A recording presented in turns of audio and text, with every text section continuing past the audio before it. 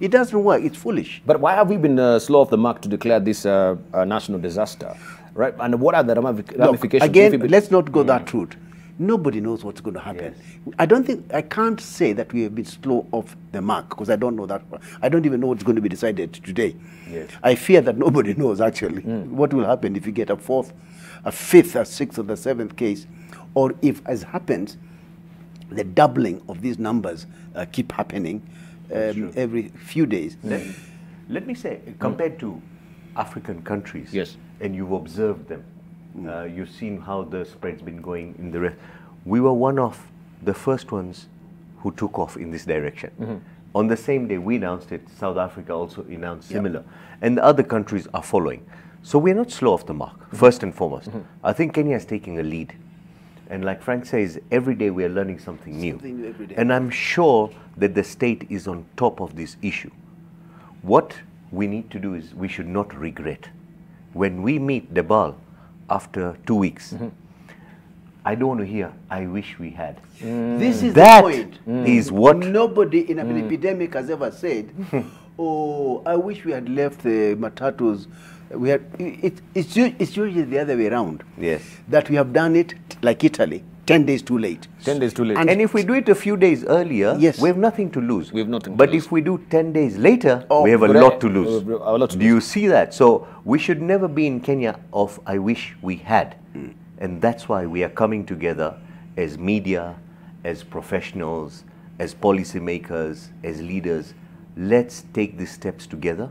And the best thing you can do is to tell the public to be prepared and to take this thing in a positive manner when we are talking about taking these strict measures. All right, so the question will be again, Zambia right now, and I just want to run that particular clip by you. We know they have no case of coronavirus as it stands, but Zimbabwean President Emerson Mnangagwa has declared the coronavirus pandemic a national disaster already. He says this could help the government mobilize resources. He has also cancelled Independence Day celebrations and international sporting events to curb the spread of COVID-19. Although this Southern African nation, we know as it is, has not yet registered any COVID-19, the economic impact of the pandemic is already being felt, right? I'm just reading the report here. According to authorities, Zimbabwe has been plunged into an economic crisis before. Maybe that's why they're going full steam ahead to actually try Zimbabwe to try and stem the situation right now. Yeah. So in light of this, no one has actually contracted the virus. But they've gone full steam ahead to say this is a national disaster, right? Completely wrong. Briefly, we shall hear from you briefly. And then I will tell you why you're completely wrong. All right, let's just listen in. Government has decided that the coronavirus pandemic be declared a national disaster. This allows government to mobilize the resources.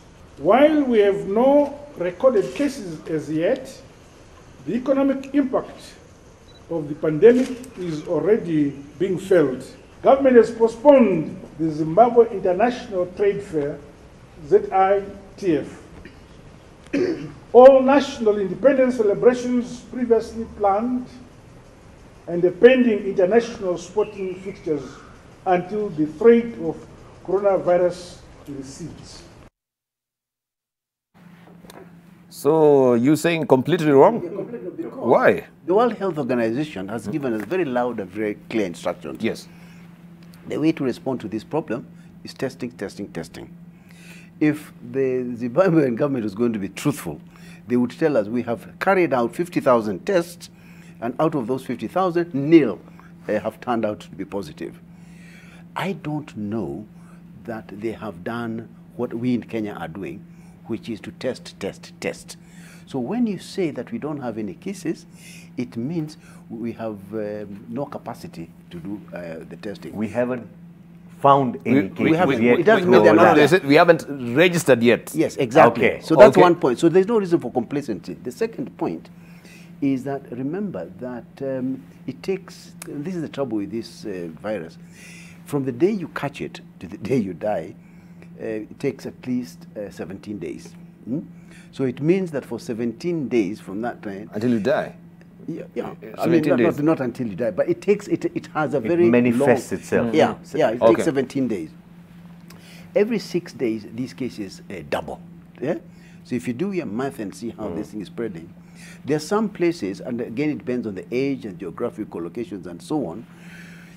For every one case that you detect, there could well be hundreds of others that are there in the community.